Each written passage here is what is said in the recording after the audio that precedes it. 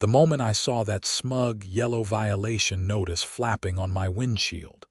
I knew my Tuesday was about to go completely sideways, but I had no idea just how satisfying the next few weeks would become. I was standing in my driveway in suburban Phoenix, Arizona, staring at my heating repair van that I had parked exactly where I had parked it 1,000 times before, wondering what fresh nonsense the HOA had cooked up this time. My name is Andrew Yates, and I have owned my modest 3-bedroom house in the Saguaro Springs subdivision for the past 8 years. I run my own HVAC business, which means I drive a standard white work van with my company logo on the side. Nothing flashy, just professional lettering that reads Yates Climate Control with my phone number. The van sits in my driveway when I am not working, which seems pretty reasonable considering it is my vehicle and my property. I pulled the violation notice from under the wiper blade and read through the typed message. According to the notice, my commercial vehicle was in violation of Section 4.7 of the HOA bylaws, which apparently stated that no commercial vehicles over a certain size could be parked in plain view on residential properties. The fine was $200 if not remedied within 48 hours.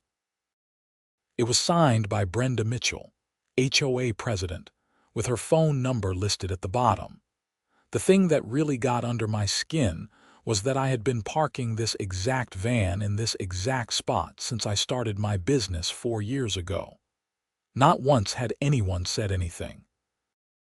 I had checked the bylaws when I first got the van, and while there was indeed a rule about commercial vehicles, it specifically exempted service vehicles under a certain weight classification. My van fell well under that limit. I walked inside and tossed my keys on the kitchen counter, the violation notice crumpling slightly in my grip. My golden retriever, Chester, looked up from his bed with mild interest before deciding I was not interesting enough to warrant getting up. The house was comfortable at 68 degrees, exactly how I liked it in November. Phoenix might be known for scorching summers, but the winters could get surprisingly chilly at night, dropping into the 40s. I grabbed my phone and dialed the number on the notice. A woman answered on the third ring. Saguaro Springs HOA, this is Brenda speaking. Hi Brenda, this is Andrew Yates from 2847 Desert Willow Drive. I just found a violation notice on my van, and I think there has been a mistake. No mistake, Mr. Yates. Her voice had that particular quality that instantly identified her as someone who enjoyed wielding small amounts of power. Your commercial vehicle is in clear violation of our community standards. I have had this van for 4 years, I said, keeping my voice level. It falls under the weight exemption in Section 4.7. It is a Class 2 vehicle, well under the 10,000-pound limit specified for service vehicles. The board has decided to interpret that section differently, Brenda said. We believe the spirit of the rule is to maintain the aesthetic quality of our neighborhood. Your van is an eyesore. I looked out my front window at the perfectly clean, well-maintained van sitting in my perfectly ordinary driveway. An eyesore. It is a white van with simple lettering. It is not like I am parking a semi-truck out there. The decision has been made, Mr. Yates. You have 48 hours to comply or the fine will be assessed. You can appeal to the board at our next meeting, which is in 3 weeks. 3 weeks. So I would have to pay the fine and then wait 3 weeks for a meeting. That is correct. Or you can simply park your vehicle elsewhere and avoid the fine altogether. She sounded pleased with herself. I work from home half the time. I need my tools and equipment. Where exactly am I supposed to park it? That is not the HOA's concern, Mr. Yates.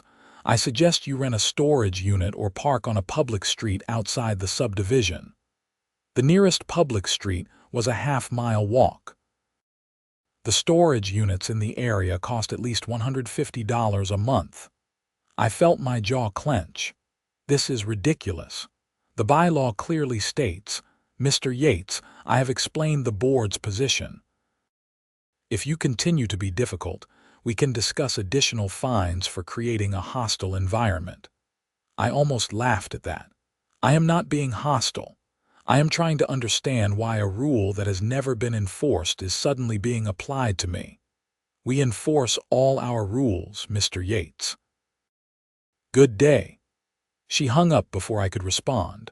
I stood there holding my phone, feeling that special kind of frustration that comes from bureaucratic nonsense. Chester finally got up and wandered over, pushing his nose into my hand. I scratched his ears absently while I thought through my options. The reasonable part of my brain said to just park the van at my buddy's shop for a few weeks, until I could attend the board meeting and get this sorted out. The less reasonable part of my brain was already formulating a much more entertaining plan. I looked up at my thermostat on the wall. 68 degrees. Comfortable. Climate controlled. Then I pulled up the HOA directory on my phone and found Brenda Mitchell's address. She lived just 4 streets over in one of the larger homes in the development. The kind with the artificial turf front yard and the decorative rocks arranged in patterns that probably had names. For the next 2 days, I complied with the violation notice. I parked my van at my friend Marcus's auto shop about 2 miles away and carpooled with him in the mornings when we had jobs in the same area. It was inconvenient and annoying, but I did it. I even paid the $200 fine online, just to have proof that I had followed their rules to the letter. On Thursday evening, I checked the weather forecast. Phoenix was expecting an unusual cold snap over the weekend, with temperatures potentially dropping into the low 30s at night. Perfect. Friday morning, I got a service call that made me smile. The number looked familiar, and when I answered, I knew exactly who it was. Yates Climate Control. This is Andrew. Yes, hello, this is Brenda Mitchell at 3156 Sagaro Circle. My heating system is not working properly. The house is only reaching 60 degrees, and it is supposed to get quite cold this weekend.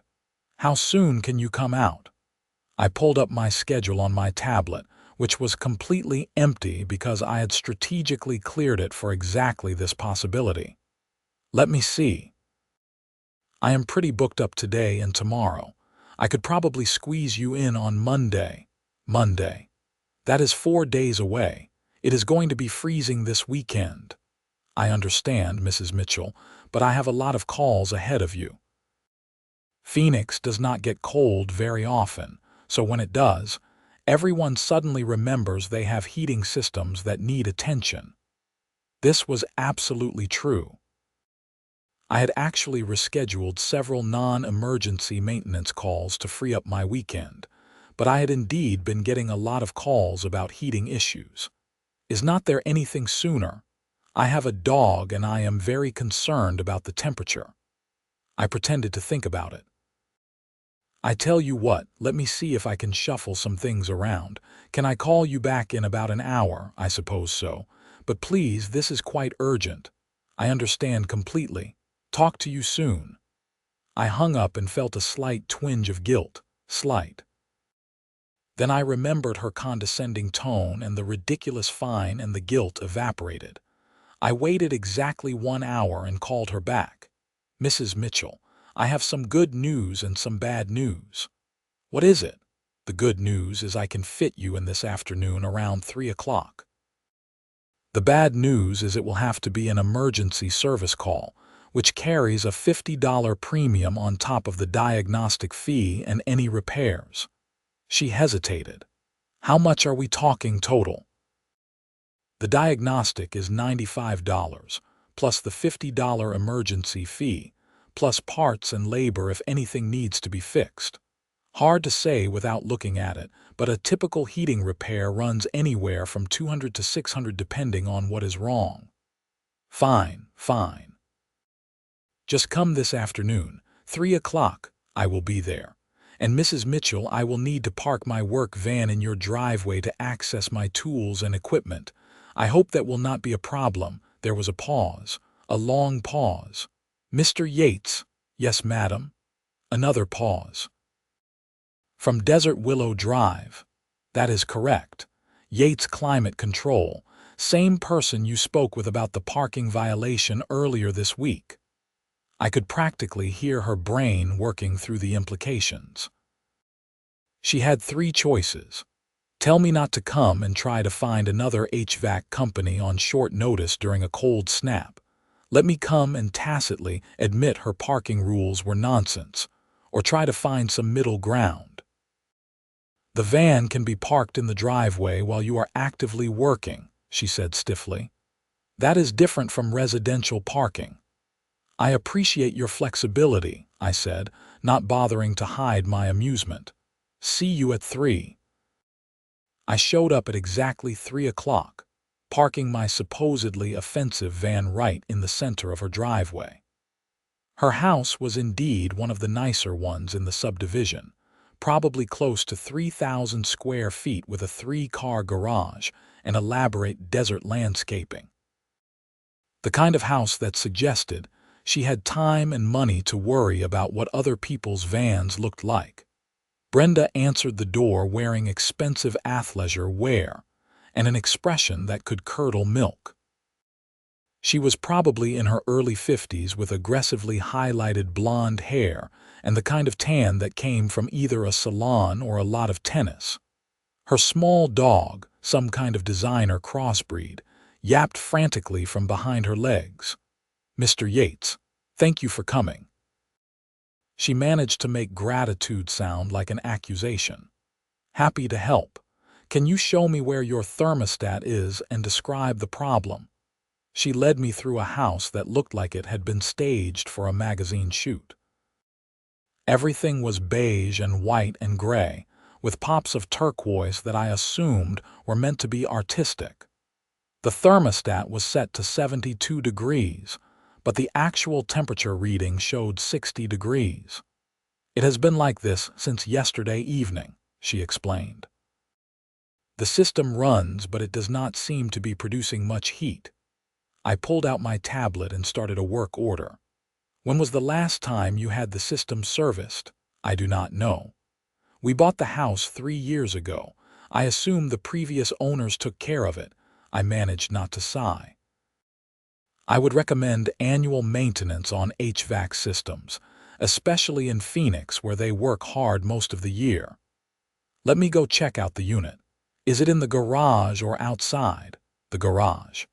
She led me through her pristine kitchen into an equally pristine 3-car garage.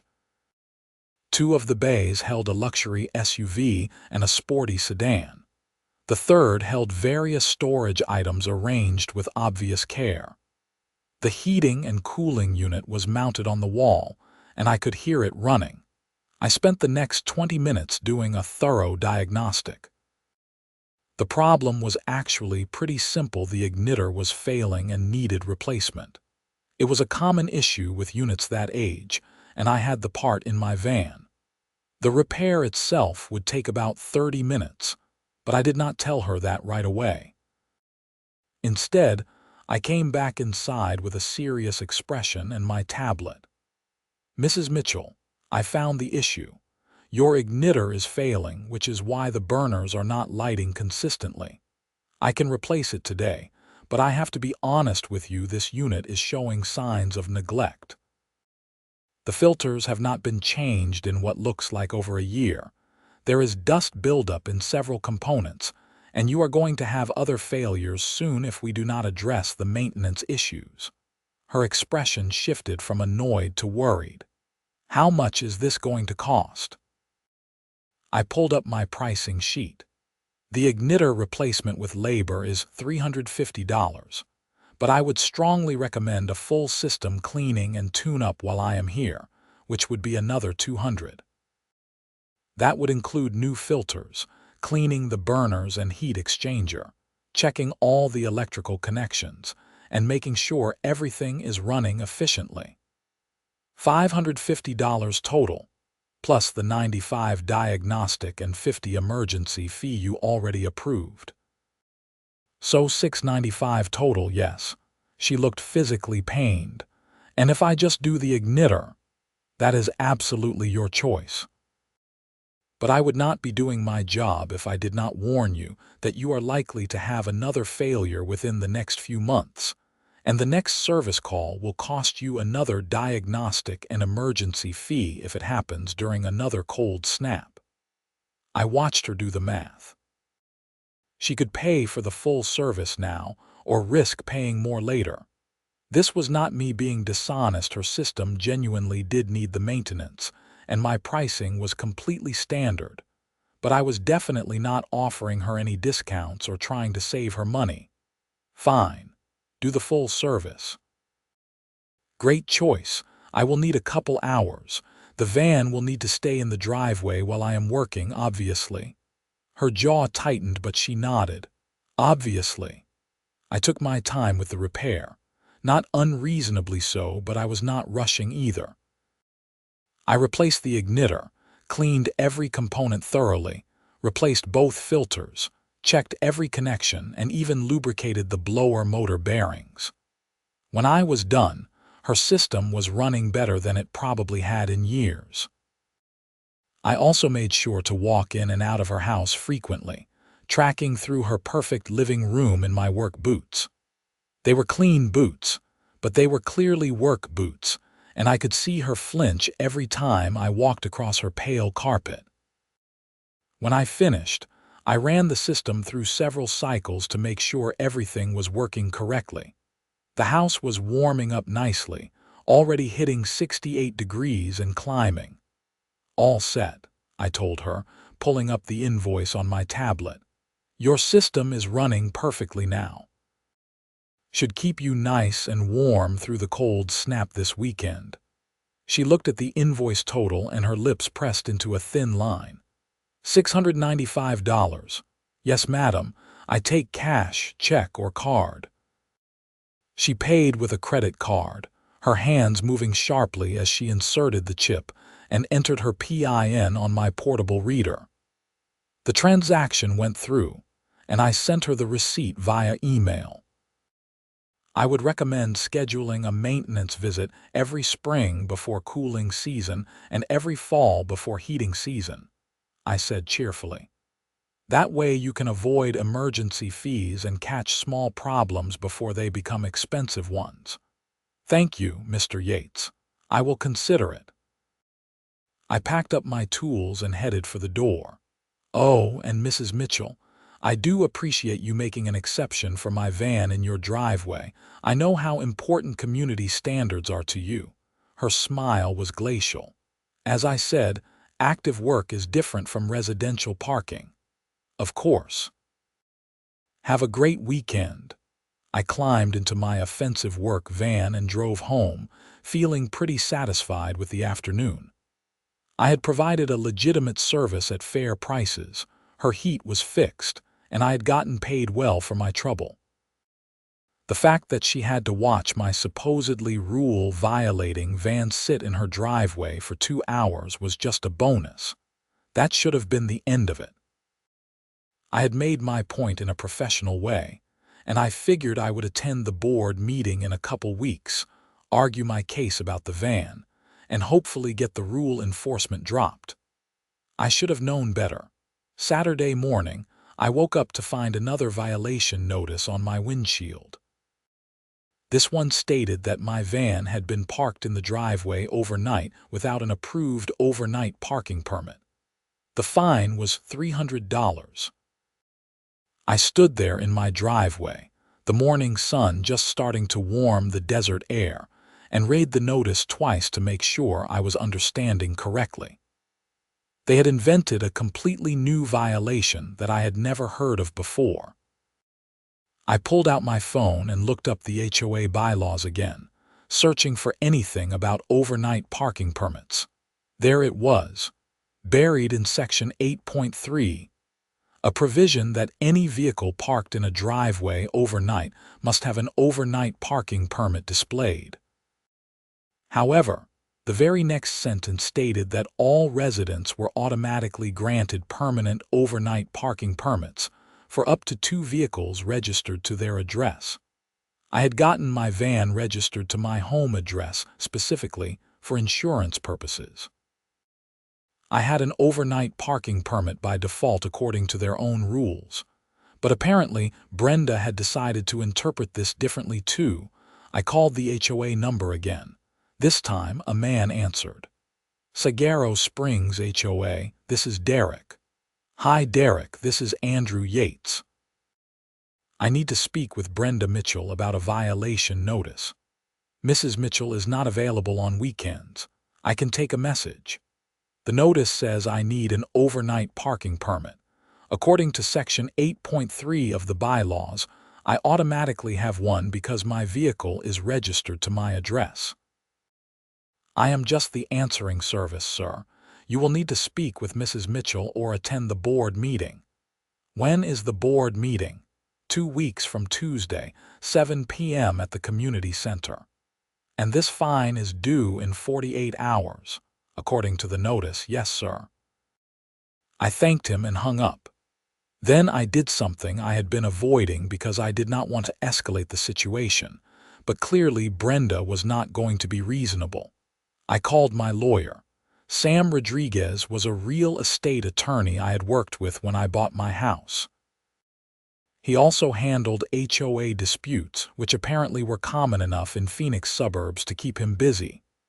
Andrew, long time. What is going on? I explained the situation with the van, the fines, and Brenda's creative interpretation of the bylaws. Sam listened and then laughed. She is pushing you for something. Do you have any idea what? No clue. I have never had any interactions with the HOA board before this week. Let me guess, Brenda Mitchell is relatively new to the neighborhood. I think she moved in about 3 years ago. Why? Because I have dealt with her before on another property in a different subdivision. She is one of those people who gets on HOA boards specifically to exercise control. She probably has some reason she does not like you personally, or your business, or something else entirely random. The actual van is not the issue. So what do? Document everything. Do not pay this second fine yet. Send a certified letter to the HOA board stating your position with references to the specific bylaws. I will draft it for you and send it over this afternoon.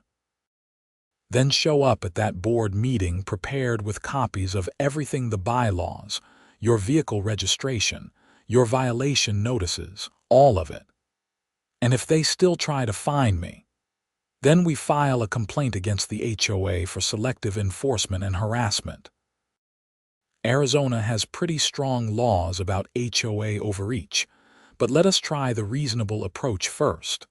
Nothing about this has been reasonable so far. I know, but legally we have to try. Send me all the documentation you have and I will get that letter drafted. And Andrew, do not antagonize her further, even though I am sure it is tempting. I agreed and sent him everything I had. The letter arrived in my email 4 hours later, professionally worded and citing multiple specific bylaw sections that supported my position. I printed it, signed it, and dropped it at the post office for certified delivery. Then I waited. Sunday morning, my heat went out. I woke up shivering, Chester pressed against my back trying to share body heat. The house had dropped to 55 degrees overnight. I checked the thermostat, it was set correctly, but the system was not responding. I went to the garage and immediately saw the problem. Someone had turned off the breaker to my HVAC system. I flipped it back on and the system hummed to life. I stood there in my garage, my breath fogging slightly in the cold morning air, and felt my anger shift into something colder and more focused. This was not a coincidence. This was not system failure. Someone had deliberately sabotaged my heat. I went back inside and checked my security camera footage. I had installed cameras a few years back after some package thefts in the neighborhood. The garage camera had a clear view of the breaker box. At 2:30 a.m., a figure in dark clothing and a hood had walked into my garage through the side door, which I usually left unlocked because it led to my fenced backyard, and I never thought anyone would bother. The figure had gone straight to the breaker box, flipped the switch, and left. The whole thing took less than 30 seconds. I could not make out the person's face, but I could see enough to know it was a woman of average height with blonde hair visible under the hood. The motion was confident, like someone who knew exactly where the breaker was and what they were doing. I called Sam again. "Andrew, it is Sunday morning. Someone broke into my garage and turned off my heat at 2:30 this morning. I have video." He was quiet for a moment. "That is trespassing at minimum, potentially breaking and entering depending on how Arizona law interprets an unlocked garage door. Have you called the police?" "Not yet. I wanted to talk to you first." "Call them. File a report.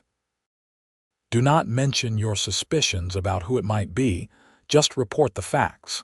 Then send me the video." I called the Phoenix Police Department non-emergency line and explained the situation. An officer arrived about 40 minutes later, a young guy named Officer Ramirez who looked like he would rather be anywhere else on a Sunday morning. I showed him the video and walked him through what happened. He took notes and photos of the breaker box. "Any idea who it might be?" he asked. "Not specifically," I said, which was technically true. "I have been having a dispute with my HOA about parking, but I do not want to make accusations without proof." He nodded. "The video is not clear enough to identify anyone. But we will file the report, and you can use it for insurance purposes if needed. I would recommend locking that side door from now on." "Definitely will." He gave me a case number and left. I sent the video to Sam, who sent it to a tech consultant he knew who did video enhancement work. 2 days later, the enhanced video came back. You still could not clearly see the person's face, but you could see a distinctive bracelet on her wrist, a chunky turquoise and silver piece that I recognized, because Brenda had been wearing it when I did her heating repair. "This is circumstantial," Sam said over the phone, "but combined with everything else, it is starting to build a pattern of harassment. What do I do with it? Bring it to the board meeting. Let her know you have video without directly accusing her. See how she reacts. If she is smart, she will back off. If she is not smart, she will dig herself deeper and we will have grounds for legal action." The next week dragged by slowly. I got several more service calls from neighbors in the subdivision. Apparently word had spread that I was a good HVAC tech, which was nice, but also ironic given that the HOA was trying to ban my work van. I parked in each driveway as long as necessary to do the work, and I may have mentioned to each customer that I was having disputes with the board about commercial vehicle parking if they wanted to raise it as a concern at the upcoming meeting. 3 days before the board meeting, I received a third violation notice. This one stated that my van's lettering was too large and visible, violating the aesthetic standards of the community. The fine was $400. I did not even bother calling. I just forwarded it to Sam. The night of the board meeting, I showed up at the community center 15 minutes early with a folder full of documents, my laptop with the video queued up, and Sam on standby by phone in case I needed him. The community center was a modest building near the subdivision entrance, with a meeting room that held about 50 people. When I walked in, about a dozen residents were already there, sitting in folding chairs facing a table at the front where the board members would sit. I recognized a few neighbors and nodded hello. Several of them gave me encouraging smiles, which suggested my campaign of casual mentions had worked. Brenda arrived exactly at 7, along with 4 other board members. She saw me sitting in the front row, and her expression flickered with something annoyance, anger, maybe a hint of nervousness. She took her seat at the center of the table and called the meeting to order. The first 30 minutes were standard HOA business landscaping contract renewals, discussion of pool maintenance, updates on street light repairs. I waited patiently, my folder on my lap. Finally, Brenda looked at her agenda and said, "We have several items under new business. First, we need to discuss the ongoing violation issues with 2847 Desert Willow Drive regarding commercial vehicle parking."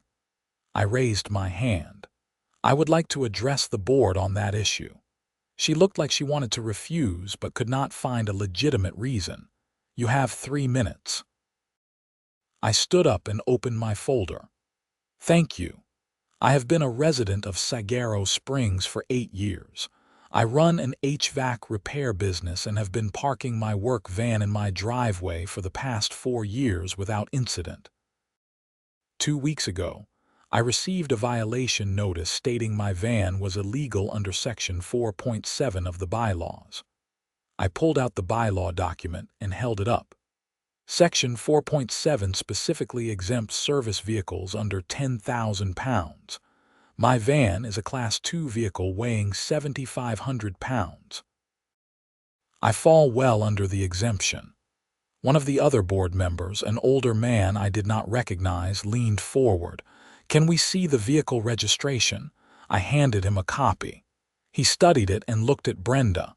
"This does appear to be under the weight limit." Brenda's expression tightened. "The spirit of the rule is to maintain community aesthetics." "The spirit of the rule is not legally enforceable," I said. "The letter of the rule is, and the letter clearly states I am in compliance." A woman in the third row raised her hand. "I am Karen Summers from Mesquite Lane. Mr. Yates fixed my air conditioning last summer and did excellent work. His van is no more visible or intrusive than anyone else's vehicle. I do not understand why this is an issue." Another hand went up. "I am Tony Chen from Cactus Way. Mr. Yates also did work for me. His van is perfectly professional. This seems like selective enforcement." Brenda's face was starting to flush. "The board has the authority to interpret bylaws as we see fit to maintain community standards." I pulled out the second violation notice. "Then can you explain this notice about overnight parking?" Section 8.3 clearly states that residents have automatic overnight parking permits for vehicles registered to their address.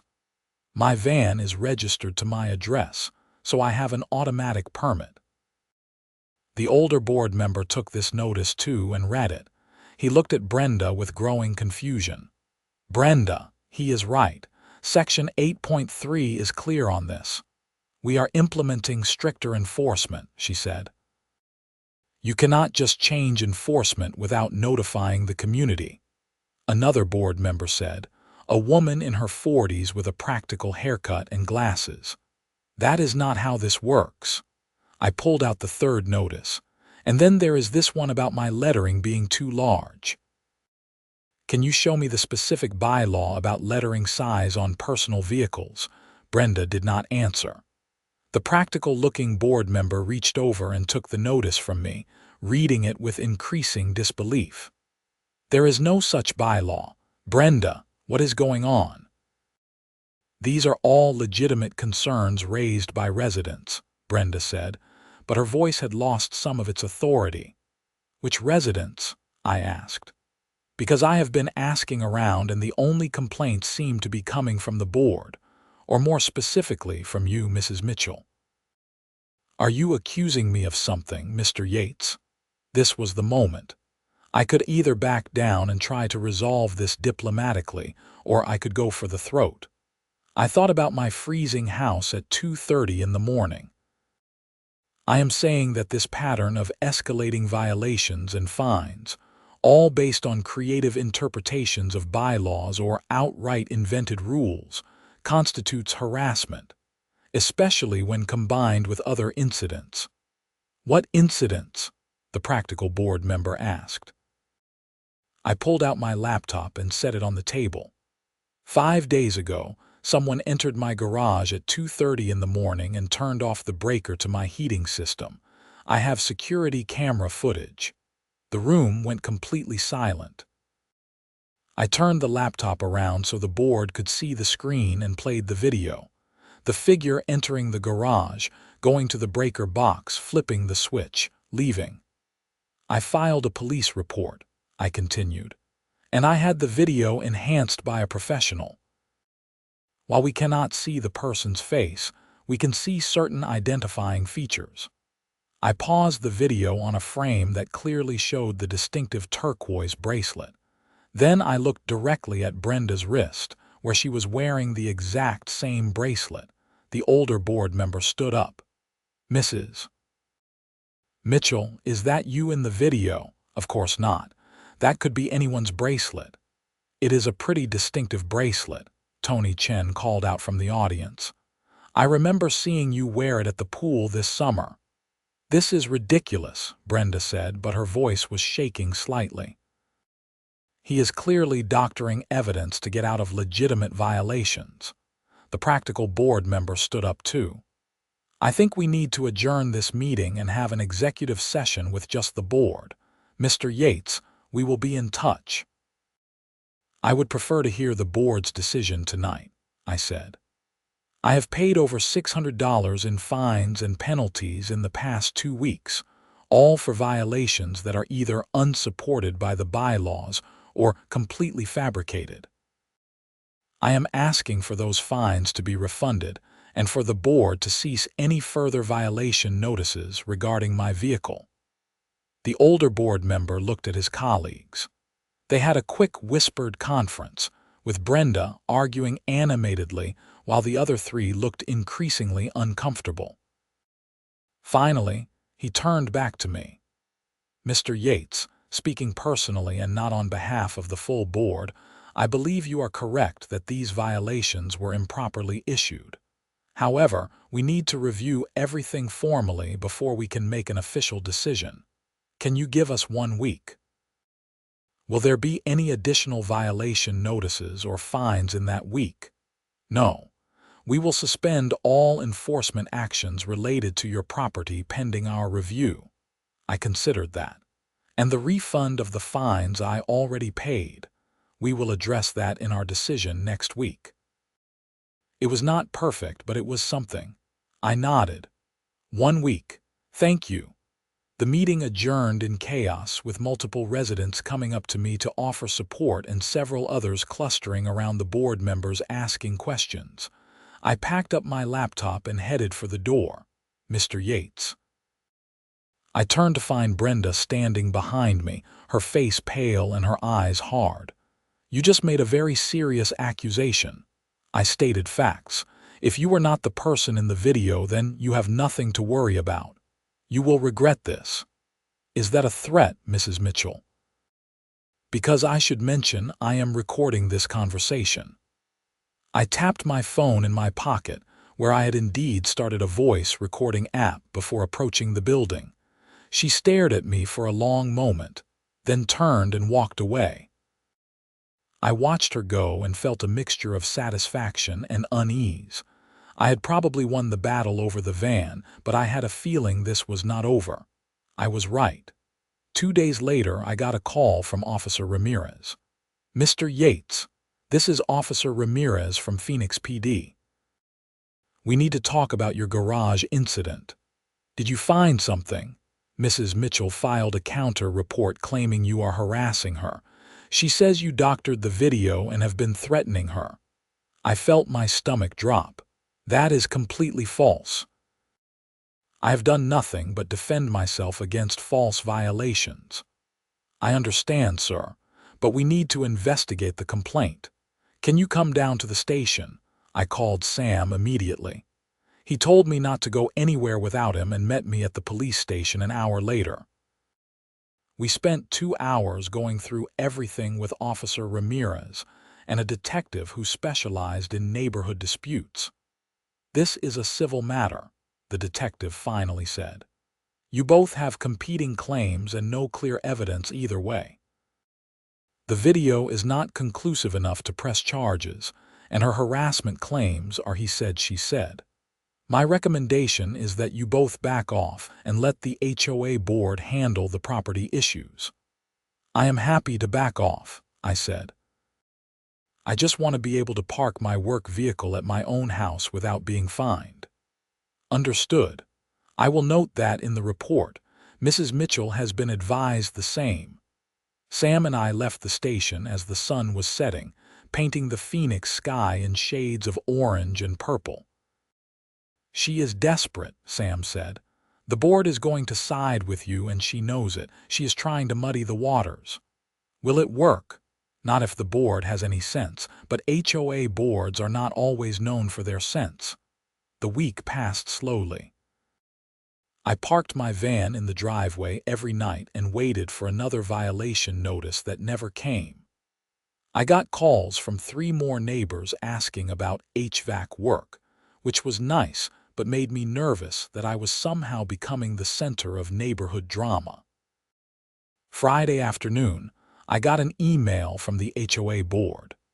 The executive summary was short. All fines were being refunded, the violation notices were being rescinded, and my van was confirmed to be in compliance with Section 4.7. There would be no further enforcement actions. Additionally, Brenda Mitchell was stepping down as HOA President effective immediately due to personal reasons. I felt a surge of victory followed quickly by anticlimax. I had won, but it felt hollow somehow. I had wanted some kind of dramatic confession or public apology, but instead, I just got a terse email and my money back. That evening, I got a knock on my door. I looked through the peephole and saw the practical-looking board member from the meeting standing on my porch. I opened the door. "Can I help you, Mr. Yates? I am Deanne Foster. I am the new interim president of the HOA board. Do you have a few minutes?" I invited her in, offering her a seat in my living room. Chester immediately tried to befriend her, and she scratched his ears absently while she gathered her thoughts. "I want to apologize on behalf of the board for what happened," she said. "We did not realize Brenda was issuing violations without board approval. She was supposed to bring enforcement actions to the full board for review, but she had been handling them unilaterally." "Why me?" I asked. "What did I do to set her off?" Diane hesitated. "You really do not know?" "No idea." "You fixed her heat 2 weeks ago. Do you remember what you charged her?" $6.95 for the repair and full system service. "Why?" She got a second opinion from another company afterward.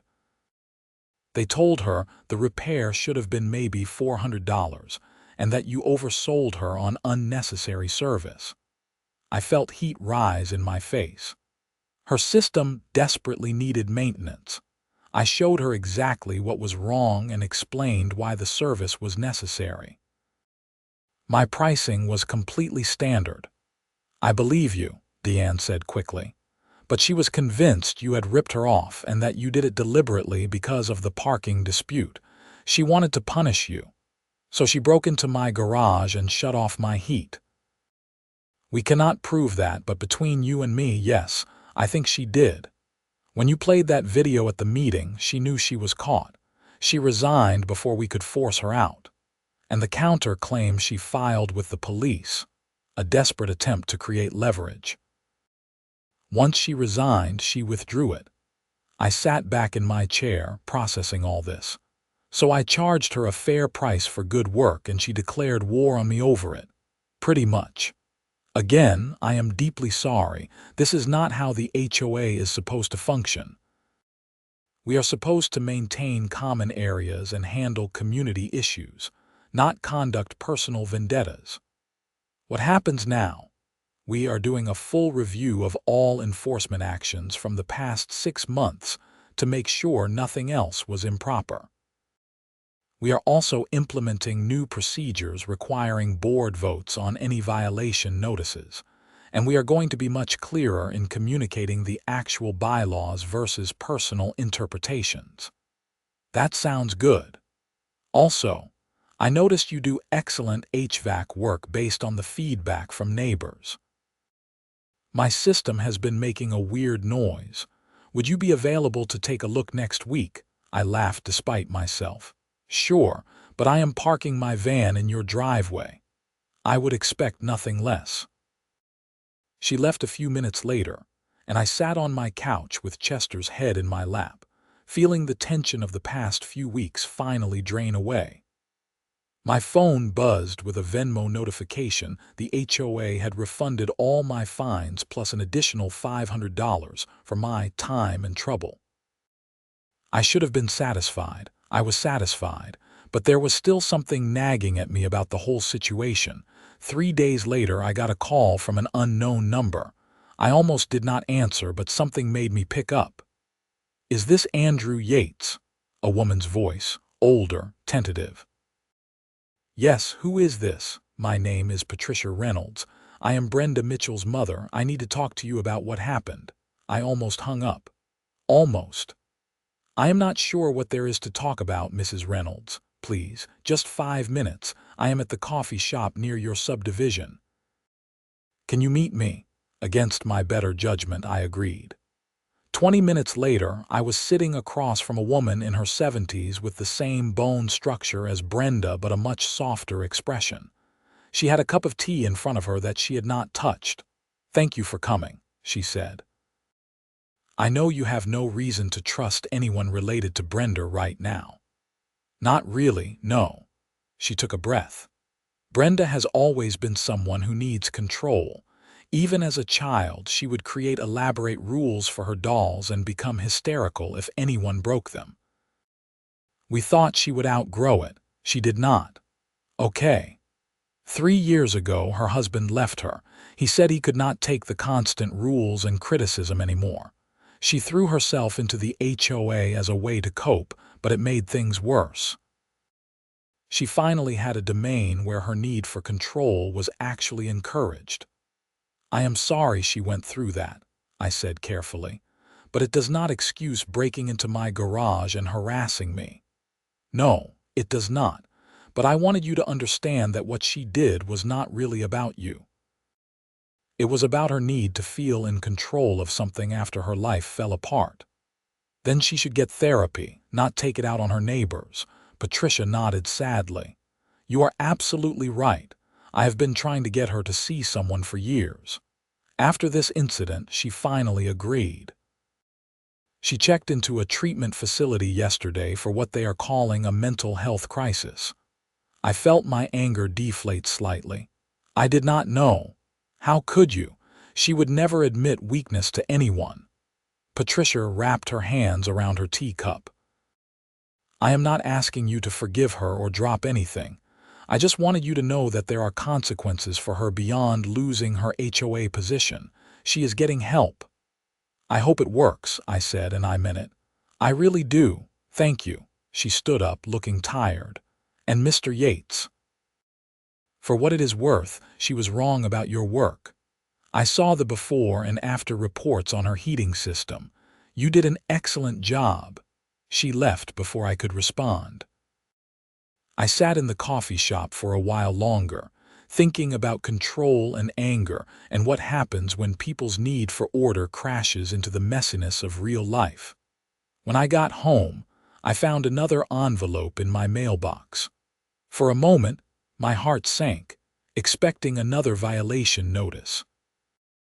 But it was from the HOA board, and inside was a formal letter apologizing for the incident, confirming the refund, and inviting me to join the Architectural Review Committee if I was interested in helping ensure fair enforcement of community standards. I laughed out loud at that. Me, on an HOA committee, the same HOA that had just spent 2 weeks trying to find me out of existence. But then I thought about it. Maybe that was exactly why I should do it, to make sure what happened to me did not happen to anyone else. I texted Sam to ask his opinion. His response came back immediately. "Do it. Keep the bastards honest. 2 months later, I was sitting in my first architectural review committee meeting, listening to a request from a resident who wanted to paint their house a slightly different shade of beige than the approved palette. The discussion was boring and procedural and exactly the kind of mundane bureaucracy that I would have avoided like the plague a year ago.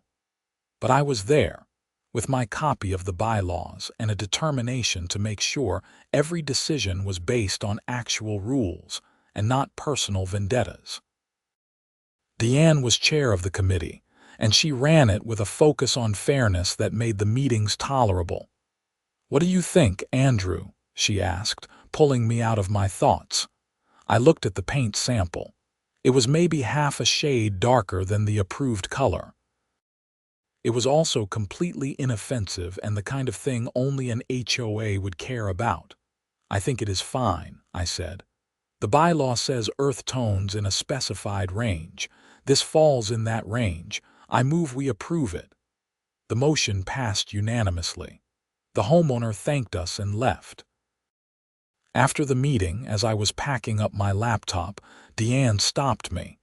"You have been good at this. I am glad you joined. I just do not want anyone else to go through what I did. That is what makes you good at it. You remember what it is like to be on the other side of the table." I drove home through the quiet subdivision streets, my offensive work van running smoothly, the logo clearly visible on the side. I pulled into my driveway and parked exactly where I always parked, with no fear of yellow notices or middle-of-the-night breaker sabotage. Chester met me at the door with his usual enthusiasm, and the house was a comfortable 68 degrees. I checked my schedule for the next day: 4 service calls, all in the subdivision, all from neighbors who had specifically asked for me. My phone buzzed with a text from Marcus asking if I wanted to grab dinner. I texted back yes and grabbed my keys. As I walked back outside, I saw a new family moving into the house 3 doors down. They had a panel van in their driveway, unloaded boxes piled around it. I wondered how long it would take before they got their first contact from the HOA. Then I remembered I was the HOA now, at least partly. I walked over and introduced myself. "Welcome to the neighborhood. I am Andrew. I live down the street. If you need anything, let me know." The dad, a guy about my age with tired eyes and moving day stress written all over his face, shook my hand gratefully. "Thanks, man. I am Kevin. This is my wife Sarah, and our kids are around here somewhere, probably breaking something. I also do HVAC repair if you need it. But more importantly, if you get any notices from the HOA about parking or anything else that seems weird, call me before you pay any fines." "Okay," he looked confused but nodded. "Okay, sure, thanks, trust me, it is good advice." I gave him my card and headed back home. The evening air was cooling down, that perfect Phoenix winter temperature where you could be outside in a t-shirt and feel perfectly comfortable. The palm trees rustled in the slight breeze, and somewhere a dog was barking in a backyard. My phone rang. Another service call, this one from someone in the next subdivision over. I booked it for tomorrow afternoon and updated my schedule. The work van sat in my driveway, unapologetically visible, a symbol of the small business I had built and the livelihood I had earned. Nobody was going to take that away with petty rules and power trips. Not anymore. I had learned something important through this whole mess. Sometimes you have to fight back, but you also have to be smart about how you do it. And sometimes the best revenge is not just winning, but making sure the system changes so the next person does not have to fight the same battle. As I settled onto my couch with Chester sprawled across my lap and a cold beer in my hand, I felt something I had not felt in weeks. Peace. Not just the absence of conflict, but actual peace. The satisfaction of knowing I had stood up for myself, done it the right way, and come out the other side better for it. My house was warm, my business was growing, and my van was parked exactly where it belonged. The HOA had learned a lesson about power and accountability, and I had learned a lesson about standing my ground. Sometimes life gives you conflict. Sometimes that conflict is petty and stupid, and caused by people who have nothing better to do than make other people's lives difficult. But how you handle that conflict defines who you are. I chose to handle it with patience, documentation, and just enough petness to make the point without crossing the line. And in the end, that made all the difference. The notice that had started this whole thing was still tucked in my desk drawer, a yellow reminder of bureaucratic overreach and misplaced authority. I thought about throwing it away but decided to keep it instead. Not as a grudge, but as a reminder that rules without reason are just tools of oppression, and that ordinary people have more power than they think when they stand up for what is right. Chester snored softly in my lap. My phone stayed quiet. The house stayed warm. And my van stayed in the driveway. Life was good.